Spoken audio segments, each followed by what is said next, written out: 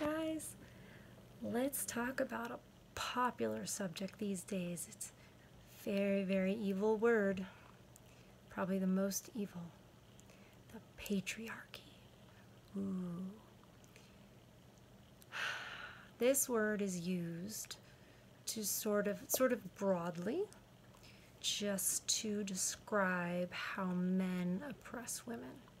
So I thought, let me look up the definition. Obviously, I know what it means. I know what some people mean when they say it. I know what other people mean when they say it. It just depends on the rest of their worldview.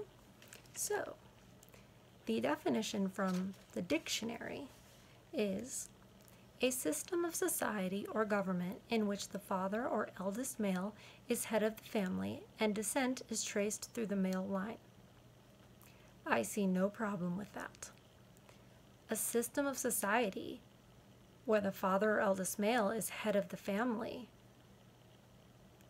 would really, if we had that right now, I truly believe we would not be in the situation that we're in.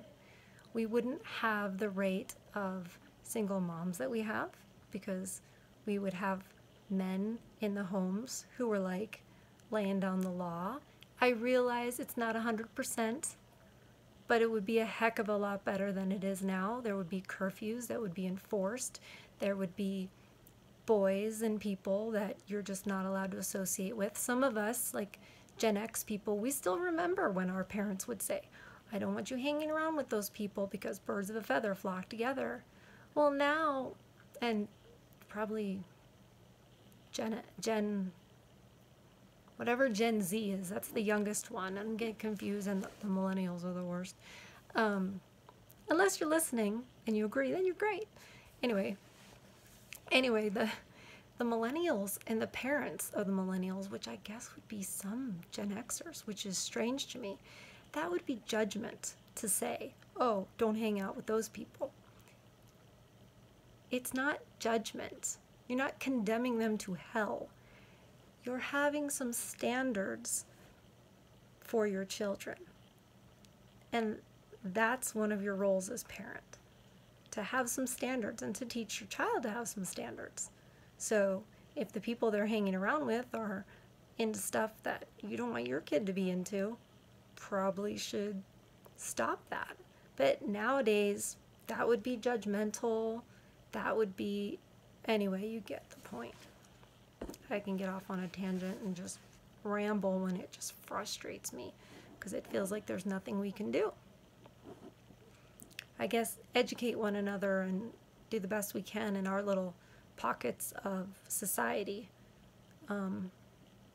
It feels like the best that we can do at this point, till I start talking about MGTOW and future. Then there may be some solutions that I do have to propose, but as far as the patriarchy goes and the way people view it as such an evil thing, case in point, here was the definition just below the definition that I just read to you. And this is how they generally mean it these days. A system of society or government in which men hold the power and women are largely excluded from it. I'm trying to think, what power? Right now, in 2020, what is it that a man can do that a woman can't do? Legally, like, there's nothing. Why? These are sort of rhetorical, but also, like, if there's somebody that can tell me, I would love to know. Why do so many feminists, like, we have to keep up the fight. We have to keep fighting. I'm like, for what? What is it? What more do you want aside from superiority, which is, I think, what the actual goal is? Because are you fighting to be included in the draft? Because that's something you don't have, but that would be a responsibility. And we're looking for more freedoms or more power, and the patriarchy is preventing us from those things.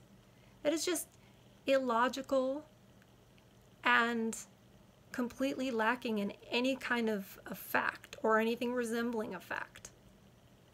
So I just don't know how millions of people and male feminists, which male feminists, really? Come on, guys. Stop it. But we know why. We know why. Because they were probably raised by a single mom. And probably raised to kind of hate their dad or think their dad's a bum or what have you. So there's an inner hatred going on. And they turn into feminists. And in this day and age, if you're not a feminist, then you hate women. You want them to be chained up in the kitchen. You want them to be forced to have as many children as you want them to have.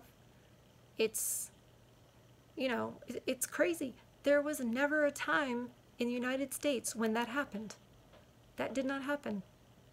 But for some reason, particularly the millennial generation and Gen Z, seem to think that that's like, oh, you don't want to go back to the 1950s, do you? Yeah, I kind of do. It was a much better deal for a lot of us. So, you know, but they, for some reason in their head, it was a terrible time when women were just, you know, we couldn't get a credit card. You know what? Women don't manage money as well as men. We're much more impulsive. We're much more driven by, we don't always understand the difference between needs and wants. I catch myself doing it. I need this, I need this. For a woman, when we say I need this, it actually means I really, really, really, really want it.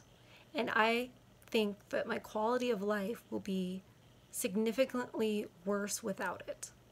When a man says he needs something, that means he will literally die without it, which is the real definition.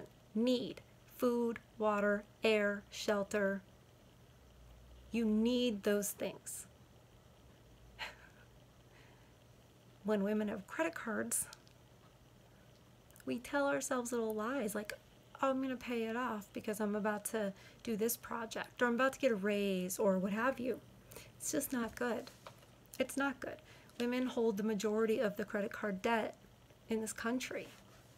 And I have my own as well that I'm working through right now. And I can get into it on a personal note, but I'll just say it was my fault, and there were extenuating circumstances, but I could have definitely made better choices, even with those extenuating circumstances. So we're guilty. We are guilty, and this is feminism on trial.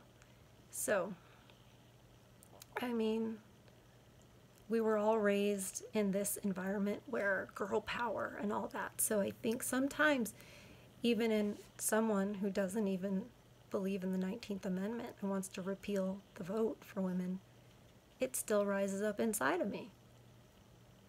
I mean, it's really hard to undo this brainwashing.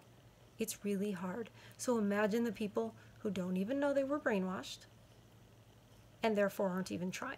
Or, you know, they're just, no wonder they're so militantly angry and terrified of the patriarchy and what might happen.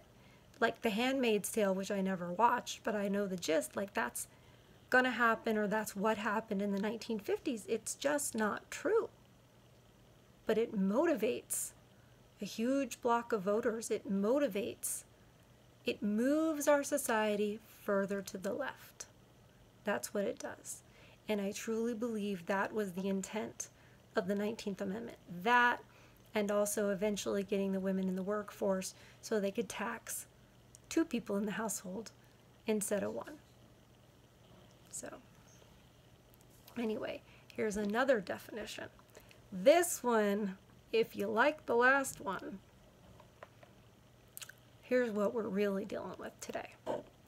Patriarchy is a social system in which men hold primary power and predominant and are predominant in roles of political leadership, moral authority.